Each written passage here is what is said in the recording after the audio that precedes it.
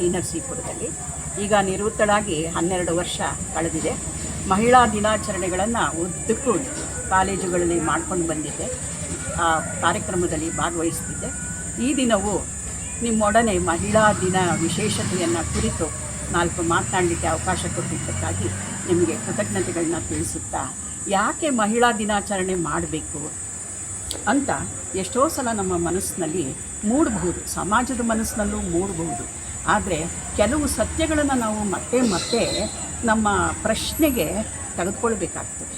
ಯಾಕಂದರೆ ವಿದ್ಯಾಭ್ಯಾಸ, ಉದ್ಯೋಗ, ಸಮಾನ ವೇತನ, ಆತ್ಮಗೌರವ, ಅದರಲ್ಲಿ ಆತ್ಮಗೌರವದಿಂದ ಬದುಕುವಂಥ ಹಕ್ಕುಗಳು ಹೆಣ್ಣು ಮಕ್ಕಳಿಗೆ ಬೇಕಾಗಿದೆ. ಮಾನವನ ಇತಿಹಾಸವನ್ನು ನಾವು ತೆಗೆದು ನೋಡಿದಾಗ ಹಿಸ್ ಸ್ಟೋರಿ ಇದೆ, ಹಾಗೆ ಹರ್ ಸ್ಟೋರಿಯೂ ಬೇಕು ಅನ್ನುವುದು ಎಲ್ಲ ಹಿನ್ನೆಲೆಯಲ್ಲಿ ಇವತ್ತು ಪ್ರಪಂಚದಾದ್ಯಂತ ಈ ಚಳುವಳಿಯ ಹಿನ್ನೆಲೆಯಲ್ಲಿ ವಿಶ್ವಸಂಸ್ಥೆಯು ಗುರುತಿಸಿ ಈ ಮಹಿಳಾ ದಿನಾಚರಣೆ ಆಚರಣೆಯನ್ನು ಮಾಡ್ಕೊಂಡು ಬಂದಿದೆ.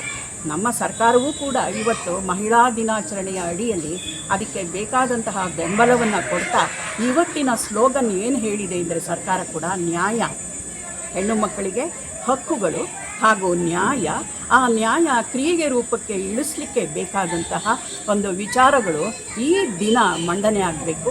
ಎಲ್ಲ ದೇಶದಾದ್ಯಂತ ಮಹಿಳೆಯನ್ನು ಕುರಿತು ಪುರುಷರು ಮಹಿಳೆಯರು ಸಮಭಾಗದಿಂದ ಯೋಚನೆ ಮಾಡುವಂತಹ, ಸಂಭ್ರಮ ಪಡುವಂಥ ಆಗಿರುವಂಥ ಆಲೋಚನೆಯ ಅಡಿಯಲ್ಲಿ ಇನ್ನೂ ಏನೇನು ಆಗಬೇಕಾಗಿದೆ ಅನ್ನೋ ಚಿಂತನೆಯನ್ನು ಮಾಡಲಿಕ್ಕೆ ಈ ಮಹಿಳಾ ದಿನಾಚರಣೆ ಪ್ರೇರಕ ಆಗ್ತದೆ ಅಂತ ನಾನು ಹೇಳಿದ್ದೀನಿ. ಯಾಕೆಂದರೆ ಸಾರ್ವಜನಿಕ ಬದುಕಿನಲ್ಲಿ ಇವತ್ತು ಹೆಣ್ಣು ಎಲ್ಲಿದ್ದಾಳೆ ಅಂತ ಕೇಳ್ಕೊಳ್ಳೋ ಸ್ಥಿತಿ ಬಂದಿದೆ. ಆ ಕಾರಣಕ್ಕೆ ಮಹಿಳೆ ಪುರುಷರೊಟ್ಟಿಗೆ ಕುಳಿತು ಆ ಪುರುಷ ಮಹಿಳೆ ಸಹಯೋಗದ ಅಡಿಯಲ್ಲಿ ಇದು ನಡಿಬೇಕು. ಯಾಕೆಂದರೆ ಪ್ರಕೃತಿ ಬೇರೆ ಅಲ್ಲ, ಪುರುಷ ಬೇರೆ ಅಲ್ಲ. ಇಬ್ಬರೂ ಈ ಪ್ರಕೃತಿಯ ಮಡಿಲಲ್ಲಿ ಕುಟುಂಬವನ್ನು ಕಟ್ಟಿ, ಸಮಾಜವನ್ನು ಕಟ್ಟಿ, ದೇಶವನ್ನು ಕಟ್ಟಿ ಜೊತೆಗೆ ಹೆಜ್ಜೆ ಇಡಬೇಕಾದಂತಹ ಕಾಲದಲ್ಲಿ ಲಿಂಗ ಅಸಮಾನತೆಯ ತಾರತಮ್ಯ, ಆ ಚರಿತ್ರೆಯ ಆ ಕಾಲದಿಂದ ನಡೆದು ಬಂದಂಥ ಲಿಂಗ ಅಸಮಾನತೆ ಇವತ್ತಿಗೂ ಹೆಣ್ಣನ್ನು ಏನು ಮಾಡ್ತಾ ಇದೆ, ಕಾಡಿಸ್ತಾ ಇದೆ. ಹೆಣ್ಣನ್ನು ಕಾಡಿಸೋದಲ್ಲ, ಅದರ ಮುಖಾಂತರ ಕುಟುಂಬ ಮತ್ತು ಸಮಾಜಕ್ಕೂ ಇದರಿಂದ ಪೆಟ್ಟು ಬೀಳ್ತಾ ಇದೆ. ಈ ಪೆಟ್ಟು ಬೀಳದೆ ಇರಬೇಕು ಅಂತಂದರೆ ಖಂಡಿತ ಪುರುಷ ಮಹಿಳೆ ಒಟ್ಟಿಗೆ ಕೂತು ಇದನ್ನು ಕುರಿತು ಚರ್ಚೆ ಮಾಡುವಂತಹ ಅಗತ್ಯ ಇದೆ ಅಂತ ನನಗಾದರೂ ಅನ್ನಿಸ್ತದೆ. ಯಾಕೆಂದರೆ 5 ವರ್ಷಗಳ ಹಿಂದೆ ವಿಶ್ವಸಂಸ್ಥೆಯಲ್ಲಿ ಭಾಷಣ ಮಾಡಿದಂಥ ನ್ಯೂಜಿಲೆಂಡ್ನ ಪ್ರಧಾನಿ ಜೆಸಿಂಡಾ ಆರ್ಡನ್ ಅಂತ ಹೇಳುವಂತಹ ಮಹಿಳೆ ಆಗ ತಾನೇ ಹುಟ್ಟಿದಂತಹ ಕೂಸನ್ನು ತನ್ನ ಕೈಯಲ್ಲಿ ಹಿಡಿದುಕೊಂಡು ಬಂದು ಆಕೆ ಭಾಷಣ ಮಾಡಿದ್ರು.